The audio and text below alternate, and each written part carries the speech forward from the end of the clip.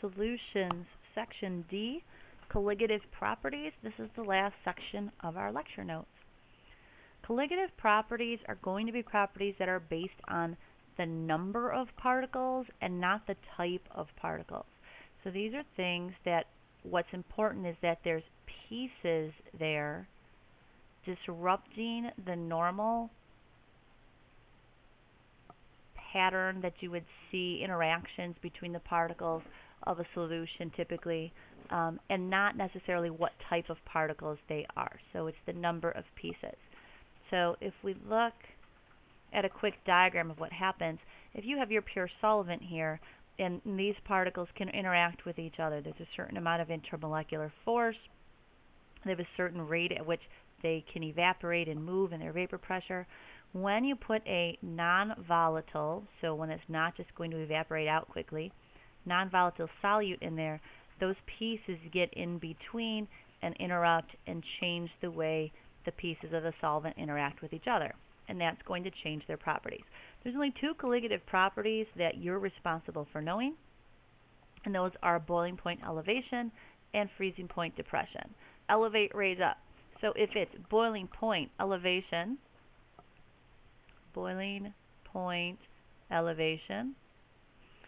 if we add particles, the boiling point goes up. The more particles we add, the higher the boiling point gets. So if we're talking about water, if I add a bunch of particles, the boiling point will be higher than 100 degrees Celsius. We talk about freezing point depression.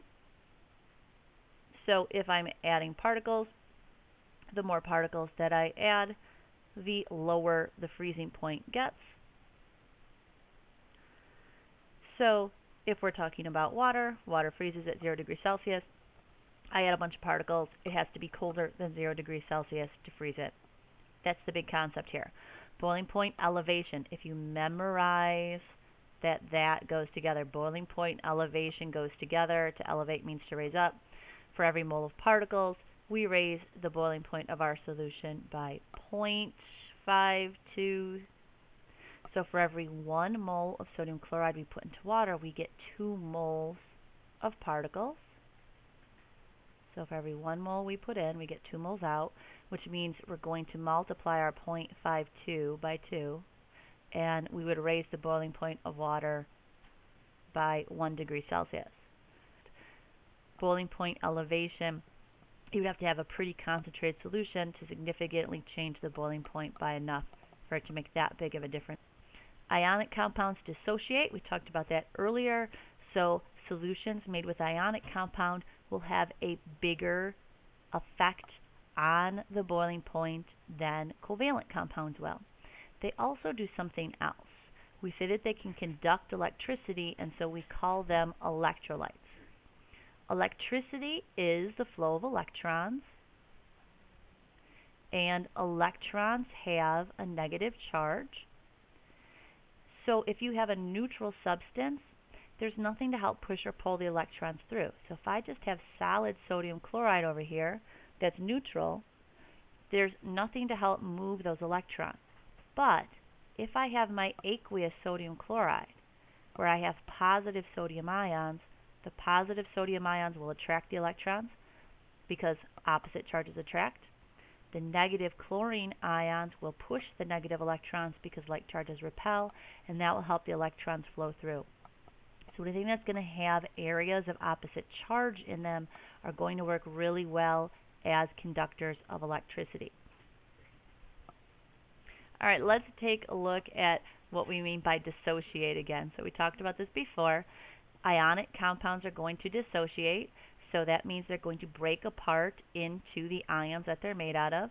Remember, if we have a binary compound, so there's 2 capital letters, it's going to split in half where the capital letters are. The first half is your positive ion. You look up its charge on the periodic table. The second half is your negative ion. You also look up its charge on the periodic table.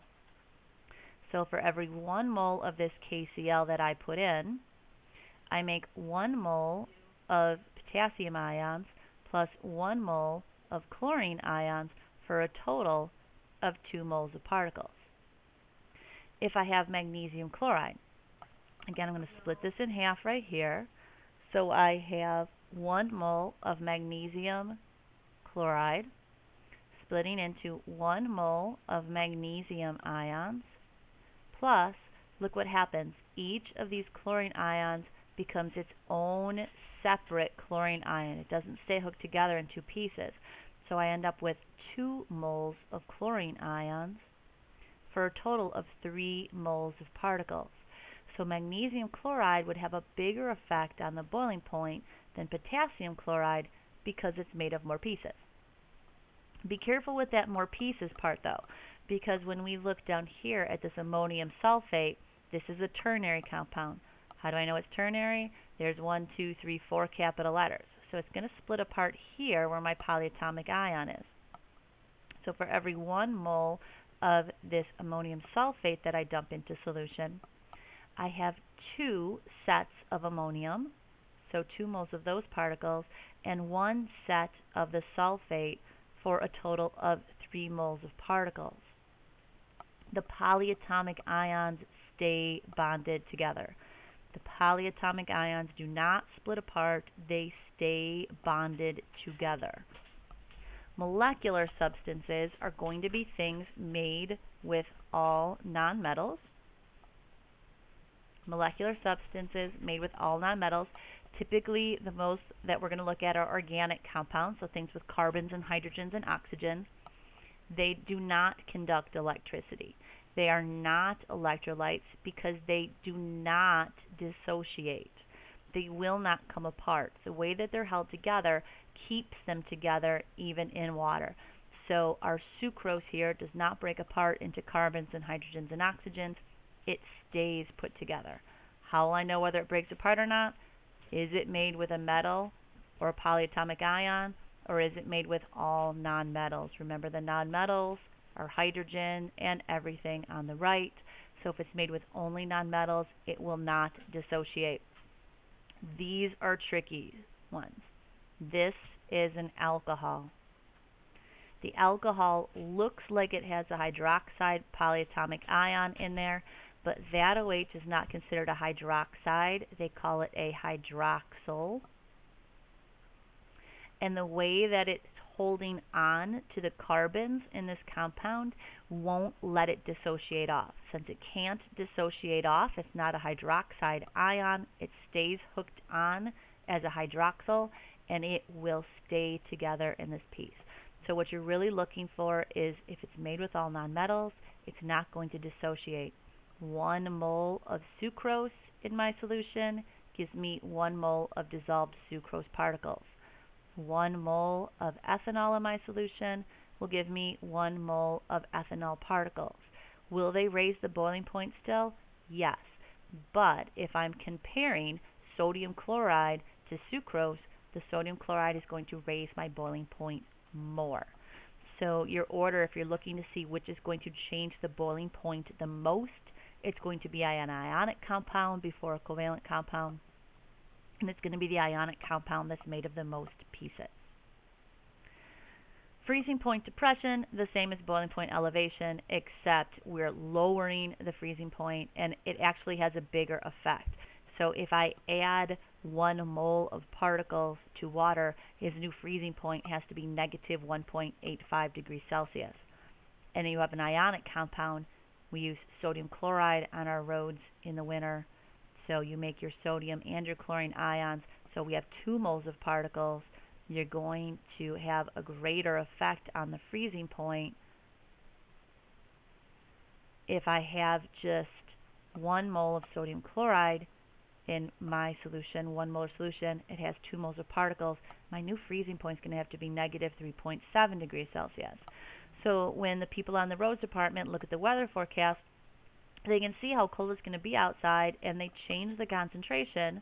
They use salt and sand, typically, the salt to help lower the freezing point so that the ice melts, and the sand for traction. Okay, so if we are dissolving 1 mole of NaCl in a kilogram of water, how much does it lower the Celsius freezing point? Well, it lowers it by 3.7 degrees Celsius because your sodium chloride splits into 2 pieces. How many would that be in kelvins? Trick question, right? It's going to be a change of 3.7 because the size of a calcium is exactly the same as the size of a degree Celsius. Last thing is some practice problems using colligative properties. What types of things will they ask me on my test? So let's read this first question. The first question says, why is calcium chloride used more effectively to eliminate ice from smaller areas such as sidewalks? How many degrees Celsius will the freezing point of a 1 mol calcium chloride solution be lowered? Let's take a look at calcium chloride. They gave us an equation. The calcium chloride, CaCl2, binary compound. We're going to split it right here. So for every 1 mole of calcium chloride, we make 1 mole of calcium ions and 2 moles of chlorine ions for a total of 3 moles. So for the part 1 of this question, why is it more effective? Well, it makes more moles of particles. And the part 2 wants to know how much it would lower it by. They no longer put this freezing point depression number on your reference table. So if they want you to do this question anymore, they're going to have to tell you it's 0.185. Don't feel like you have to memorize that because you don't. So for the part 2, I would take my 1.85 and multiply it by the 3 moles. So it would change it by 5.55 degrees Celsius. So our new freezing point would be negative 5.5 degrees Celsius. Which ratio of solute to solvent could be used to prepare a solution with the lowest freezing point?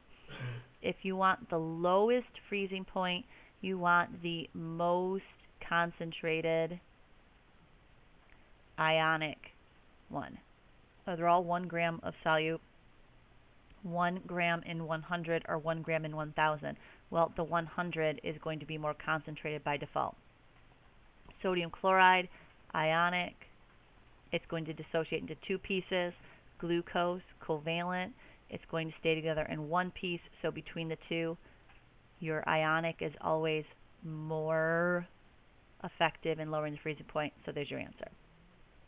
Most concentrated ionic solution. And this last question with the flasks show us 4 different types of solutions here. This first one, KCl, binary compound, metal and a nonmetal, so that's going to be ionic, which means it's going to dissociate into potassiums and chlorines. CH3OH, all nonmetals, so this one's going to stay together. That's covalent, and it's going to stay together as 1 piece. Barium hydroxide, polyatomic ion, so it's ionic. It's going to split apart right there into 1 barium and 2 hydroxides. And this one's kind of tricky. This guy is actually an organic acid. We haven't talked about this yet, so I'm just going to show it to you here. Organic acid. This guy pops off as an H+. So this is actually going to split into 2 pieces. You're going to have the CH3COO negative and the H+, so it's going to break into 2 pieces. And I'm just going to tell you that now, and I won't ask you this question until after we've talked about acids and bases. But don't forget this question. Really large hint. Don't forget this question. All right, question A wants to know which solution contains electrolytes. Well, anything that's going to split into pieces that have charges are going to be electrolytes. So the KCl splits into pieces with charges. The BaOH2 splits into pieces that have charges.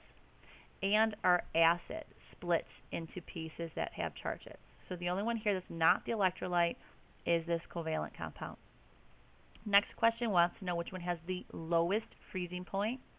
So the lowest freezing point will have the most number of particles. That's actually your explanation. So explain your answer. The one that has the most number of particles when it dissociates is going to be our answer. We just have to pick that out. KCl has 2 pieces, barium hydroxide makes 3, and our acid only makes 2. So our answer is going to be the barium hydroxide because it makes the most number of pieces. We'll do more practice in class. And that wraps up solutions.